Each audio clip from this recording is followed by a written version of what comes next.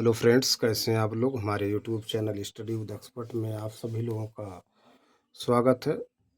Friends, एक बार फिर हम कुछ इम्पोर्टेंट क्वेश्चन लेकर के आए हुए हैं, उसी पे चर्चा करेंगे। प्रीवियस ईयर का क्वेश्चन है, यूपी ट्रिपल एससी पेट का जो एग्ज़ाम होता है उसी से संबंधित वाक्यांशों के लिए एक शब्द से संबंधित प्रश्न है।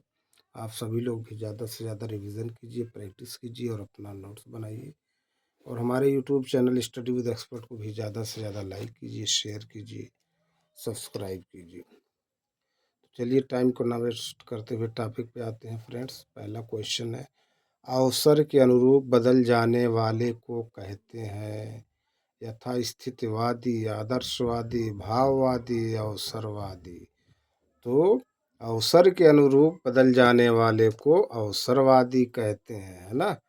अवसर के अनुरूप बदल जाने वाले को अवसरवादी क्या कहेंगे? अवसरवादी। अगला प्रश्न देखते हैं, भूमि के अंदर की जानकारी रखने वाले को कहा जाता है भूगर्भवेत्ता, पुरातत्ववेत्ता, निरतत्व शास्त्री, भूकंपवेत्ता। तो भूमि के अंदर की जानकारी रखने वाले को भूगर्भवेत्ता कहते हैं। क्या? भूगर्भवेत्ता। अगला प्रश्न देखते हैं, जो इंद्रियों की पहुंच से बाहर हो वाक्यांश के लिए एक शब्द बताइए। इंद्रियजित, इंद्रिया निग्रह, इंद्रियातीत, इंद्रधनुष। तो जो इंद्रियों की पहुंच से बाहर हो, इंद्रियातीत। क्या कहेंगे? इंद्रियातीत। देखिए व्याख्या करें, जो इंद्रियों की पहुंच से बाहर हो वाक्यांश के लिए एक शब्द इंद्रियातीत। क्या? इंद्रियातीत। अगला प्रश्न देखते हैं,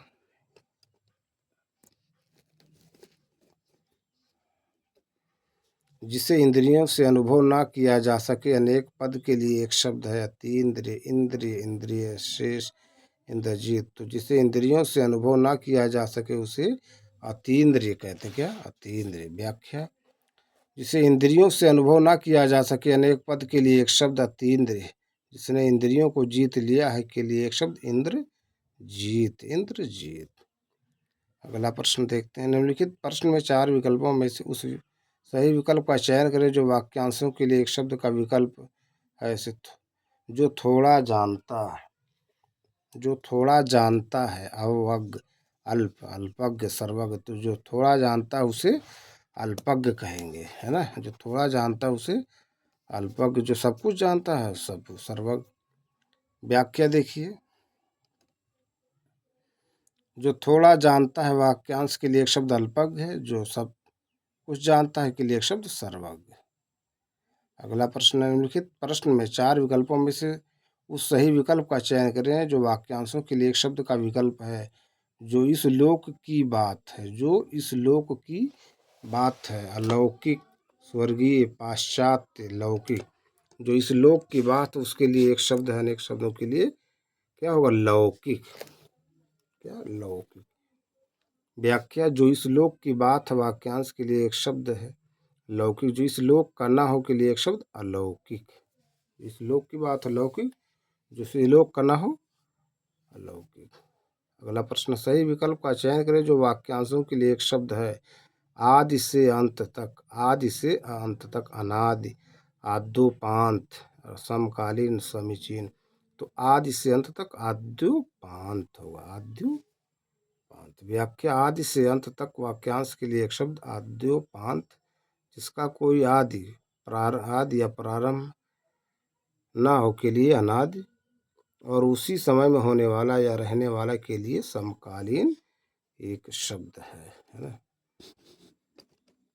अगला प्रश्न देखते हैं, सही विकल्प का चयन करें जो वाक्यांशों के लिए एक शब्द है जो सब कुछ जानता है, सर्वज्ञ, सर्वस्व, सर्वत्र ज्ञानी। जो सब कुछ जानता है सर्वज्ञ। व्याख्या, जो सब कुछ जानता है वाक्यांश के लिए एक शब्द सर्वज्ञ है। भविष्य में होने वाला के लिए एक शब्द भावी, गत, विगत, आभास। तो भविष्य में होने वाला के लिए एक शब्द भावी, भविष्य में होने वाला के लिए एक शब्द भावी। अगला प्रश्न देखते हैं, कह रहे हैं परत्युत्पन्नमति, परत्युत्पन्नमति, परत्युत्पन्नमति है ना। क्या इसका अर्थ होता है? उत्तर ना देने की क्षमता, जो फिर से उत्पन्न हुआ हो, जिसकी बुद्धि में नई नई बात उत्पन्न होती है जो तत्काल सोच कर उत्तर दे सके। तो प्रत्युत्पन्नमति है जो तत्काल सोचकर उत्तर दे सके। व्याख्या कह रहे हैं प्रत्युत्पन्नमति शब्द का प्रयोग जो तत्काल सोचकर उत्तर दे सके वाक्य के लिए किया जाता है। बहुत महत्वपूर्ण है प्रश्न। प्रत्युत्पन्नमति का क्या अर्थ होता है ना, बहुत इंपॉर्टेंट है, कई बार पूछा गया है। अगला प्रश्न देखिए, फिर वही प्रश्न, प्रत्युत्पन्नमति। प्रत्युत्पन्नमति शब्द के लिए सही वाक्यांश निम्नलिखित में से कौन सा है? जो फिर से उत्पन्न हुआ हो, जिसकी बुद्धि में तुरंत नई सूझ उत्पन्न हो। अगला ऑप्शन देखते हैं, जो तत्काल शांत हो जाए, उत्तर न देने की क्षमता। तो प्रत्युत्पन्नमति का अर्थ है जिसकी बुद्धि में तुरंत नई सूझ उत्पन्न हो, उसे प्रत्युत्पन्नमति कहते हैं, है ना। इस प्रकार प्रत्युत्पन्नमति का अर्थ है जिसकी बुद्धि में तुरंत नई सूझ उत्पन्न हो, जिसकी बुद्धि में तुरंत नई सूझ उत्पन्न हो।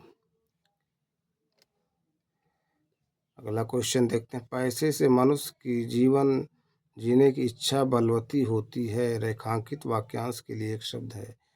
पैसे से मनुष्य की जीवन जीने की इच्छा बलवती होती है। रेखांकित वाक्यांश के लिए एक शब्द जिजीविषा, चतुरानन, जीविका, इनमें से कोई नहीं। तो पैसे से मनुष्य के जीवन जीने की इच्छा बलवती होती है। जीवन जीने की इच्छा जिजीविषा है ना, इसके लिए एक शब्द जिजीविषा। व्याख्या, जीवन जीने की इच्छा वाक्यांश के लिए एक शब्द जिजीविषा है। वह जिनके चार आनंद, आनंद मतलब मुह है, वाक्यांश के लिए एक शब्द चतुरानन। चतुरानन। देखिए जिजीविषा कैसे लिखा गया, वर्तनी संबंधी में पूछा जाता है। अगला प्रश्न, दिए गए वाक्य के लिए एक शब्द का चयन कीजिए। पाप करने के बाद स्वयं दंड पाना। पाप करने के बाद स्वयं दंड पाना, प्रताड़ना, पश्चाताप, प्रायश्चित, हार मान लेना। तो पाप करने के बाद स्वयं दंड पाना के लिए एक शब्द है प्रायश्चित। क्या? प्रायश्चित। पाप करने के बाद स्वयं दंड पाना, प्रायश्चित, है ना। व्याख्या देखते हैं, पाप करने के बाद स्वयं दंड पाना वाक्य के लिए एक शब्द प्रायश्चित। क्या? प्रायश्चित। अगला प्रश्न देखते हैं, अनियमित के लिए उचित वाक्यांश चुने। अनियमित के लिए उचित वाक्यांश चुने। जिस पर कोई नियंत्रण ना हो, जो नियमानुकूल ना हो, जिसके संबंध में कोई निर्णय ना हुआ हो, जिसका निवारण ना हो सकता हो। तो अनियमित के लिए वाक्यांश के लिए है जो नियमित नियमानुकूल ना हो, जो नियमानुकूल ना हो, है ना, जो नियमानुकूल ना हो। व्याख्या, अनियमित के लिए उचित वाक्यांश है जो नियमानुकूल ना हो। अगला प्रश्न देखते हैं, जिस पर आक्रमण हो। वाक्यांश के लिए उचित शब्द चुने। आक्रमण, आक्रामक, आक्रांत, आत्मघाती। जिस पर आक्रमण हो, आक्रांत। क्या हुआ? आक्रांत। व्याख्या, जिस पर आक्रमण हो, वाक्यांश के लिए उचित शब्द आक्रांत है। अपने प्राण खुद ही समाप्त कर लेने वाले के लिए एक शब्द आत्मघाती। क्या? आत्मघाती। अगला प्रश्न देखते हैं, पृथ्वी, ग्रह, तारों आदि का स्थान। वाक्यांश के लिए उचित शब्द होगा पृथ्वी, ग्रहों, तारों आदि का स्थान। वाक्यांश के लिए उचित शब्द समंदर, अंतरिक्ष, धरती, विश्व। तो पृथ्वी, ग्रहों, तारों आदि का स्थान। वाक्यांश के लिए उचित शब्द अंतरिक्ष होगा। क्या? अंतरिक्ष। देखिए व्याख्या, व्याख्या देखिए कह रहे हैं, पृथ्वी, ग्रहों, तारों आदि का स्थान। वाक्यांश के लिए उचित शब्द क्या है? अंतरिक्ष। उचित शब्द अंतरिक्ष, है ना, उचित शब्द अंतरिक्ष। अगला प्रश्न देखते हैं, प्राणदा के लिए अनेक शब्द है। प्राणदा के लिए अनेक शब्द है। प्राण रहने का मंत्र, जीवन देने वाली दवा, जीवन चाहने वाली राह, प्राण रहने का अभ्यास। तो प्राणदा के लिए अनेक शब्द है, जीवन देने वाली दवा। व्याख्या, प्राणदा के लिए अनेक शब्द है, जीवन देने वाली दवा। अगला प्रश्न देखते हैं, किसी व्यक्ति या वस्तु को ना अपनाना। वाक्यांश के लिए उपयुक्त शब्द का चयन कीजिए। बहिष्कार, परिष्कार, तिरस्कार, परोपकार। किसी व्यक्ति या वस्तु को न अपनाना। वाक्यांश के लिए उपयुक्त शब्द है बहिष्कार। व्याख्या, किसी व्यक्ति या वस्तु को न अपनाना। वाक्यांश के लिए उपयुक्त शब्द बहिष्कार है। क्या? बहिष्कार। अगला प्रश्न, वाक्यांश का एक शब्द बनाइए जिसके हृदय में ममता नहीं है। निर्मम, निर्दय, निर्भय, निहृदय। तो जिसके हृदय में ममता नहीं है निर्मम, जिसके हृदय में ममता नहीं है वाक्यांश के लिए शब्द निर्मम। व्याख्या, जिसके हृदय में ममता नहीं उसे निर्मम कहते हैं, जिससे दया ना हो उसे निर्दय कहते हैं। इसी प्रकार जिससे भय ना हो उसे निर्भय कहते हैं। क्या? निर्भय, है ना। अगला प्रश्न देखते हैं।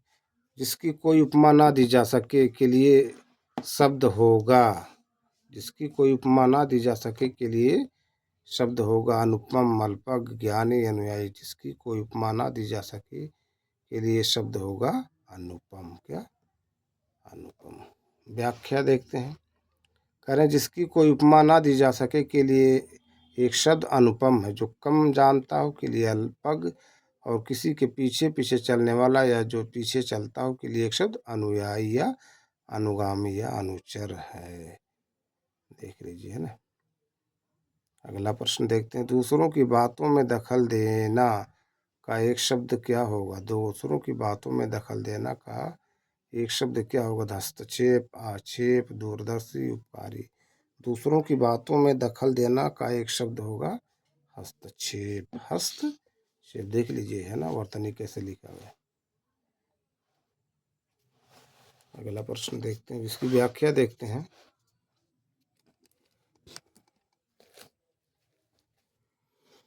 कह रहे दूसरों की बातों में दखल देना वाक्यांश के लिए एक शब्द हस्तक्षेप है। आगे की बात को भी सोच लेने वाले व्यक्ति को दूरदर्शी कहलाता है। क्या? दूरदर्शी कहलाता है। अगला प्रश्न, जो कम खर्च करता हो इस वाक्यांश के लिए एक शब्द होगा कंजूस, लोभी, मितव्ययी, मक्खी चूस। जो जो कम खर्च करता हो वाक्यांश के लिए एक शब्द है मितव्ययी। मितव्ययी। अगला प्रश्न देखते हैं। दिए गए वाक्यांश के लिए एक शब्द का चयन कीजिए। पूरब और उत्तर के बीच की दिशा, बहुत इंपॉर्टेंट क्वेश्चन है। पूरब और उत्तर के बीच की दिशा आग्नेय, ईशान, वायव्य, नैऋत्य। तो पूरब और उत्तर के बीच की दिशा ईशान। बहुत महत्वपूर्ण प्रश्न है इस पे, है ना। यूपीपीएससी आरओ का जो एग्जाम हुआ था, मेंस हुआ था, उसमें एक ऑप्शन ये आया था। ठीक, जो चारों ऑप्शन को सॉल्व करे तो हमने फोकस किया कि इसका मीनिंग क्या, 2019 में शायद फरवरी में हुआ, तो उसमें पूछा गया था। ये 2016 में, 19 में। दक्षिण और पूर्व के बीच की दिशा आग्नेय, पूर्व और उत्तर के बीच की दिशा ईशान, उत्तर और पश्चिम के बीच की दिशा वायव्य, दक्षिण और पश्चिम के बीच की दिशा नैऋत्य है ना। बहुत इंपॉर्टेंट क्वेश्चन है, फोकस करना चाहिए चारों ऑप्शन पे, है ना। क्वेश्चन कभी भी पूछा जा सकता है, रिपीट हो सकता है। अगला प्रश्न देखते हैं। दिए गए वाक्य के लिए प्रयुक्त होने वाले सही विकल्प को चुनिए। वह कवि जो तत्काल कविता करने में कुशल हो। सुकवि, महाकवि, राजकवि, आशुकवि। वह कवि जो तत्काल कविता करने में कुशल हो, आशुकवि। व्याख्या, वह कवि जो तत्काल कविता करने में कुशल हो के लिए एक शब्द आशुकवि। आशुकवि। अगला प्रश्न देखते हैं। प्रज्ञा चक्षु के लिए वाक्यांश। प्रज्ञा चक्षु के लिए वाक्यांश। चक्षु ही जिसकी प्रज्ञा हो, बुद्धि जिसका नेत्र हो, प्रज्ञा और चक्षु जिसके समान हो, बुद्धि और ज्ञान होने वाली प्रज्ञा। तो प्रज्ञा चक्षु के लिए वाक्यांश है बुद्धि जिसका नेत्र हो। बुद्धि जिसका नेत्र हो। व्याख्या देखिए प्रज्ञा चक्षु करें। प्रज्ञा चक्षु, है ना। प्रज्ञा चक्षु शब्द के लिए वाक्यांश बुद्धि जिसका नेत्र हो। बुद्धि जिसका नेत्र हो, है ना। अगला प्रश्न देखते हैं। कह रहे हैं जो आंखों के समान हो के लिए एक शब्द बताइए। सामाजिक, प्रत्यक्ष, सुलभ, प्रियतम। तो जो आंखों के समान हो के लिए एक शब्द है प्रत्यक्ष। इसका ऑप्शन बी सही, प्रत्यक्ष होता। जो आंखों के समान हो से प्रत्यक्ष।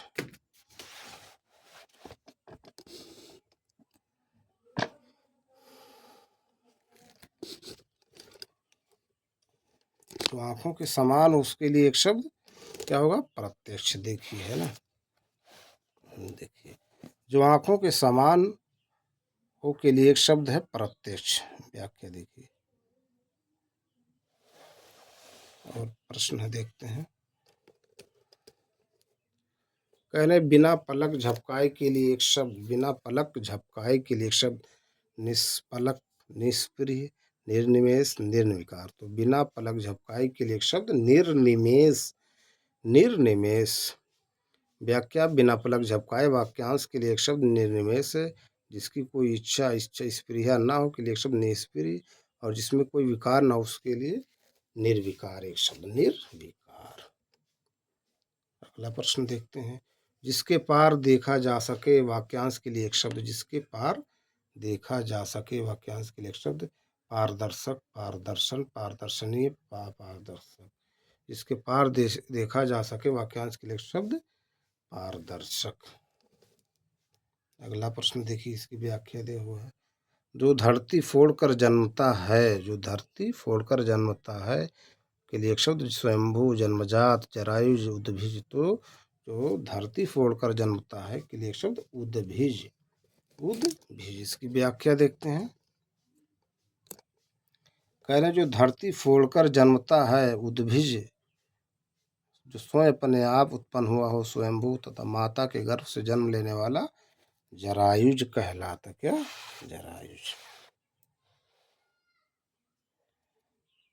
अगला प्रश्न देखते हैं। खाने की इच्छा, विभोक्छा, बुभोक्छा, विभुक्षा, भूभोक्षा। तो खाने की इच्छा बुभोक्षा कहलाता, खाने की इच्छा बुभोक्षा कहलाता है। अगला प्रश्न। एक ही समय में वर्तमान, आजीवन, शाश्वत, समसामयिक, समानुकूल। तो एक ही समय में वर्तमान समसामयिक कहलाता। क्या? समसामयिक। प्रश्न होता नहीं। व्याख्या। एक ही समय में वर्तमान वाक्य के लिए समसामयिक शब्द का प्रयोग किया जाता है, जबकि जीवन भर के लिए आजीवन शब्द प्रयोग किया जाता है। पार्थिव देखिए क्या है। पार्थिव, जिसका संबंध मनुष्य से है, जिसका संबंध प्रथा से है। देख लीजिए, सब बहुत महत्वपूर्ण प्रश्न है। पार्थिव होगा जिसका संबंध पृथ्वी से, पार्थिव शरीर कहते हैं।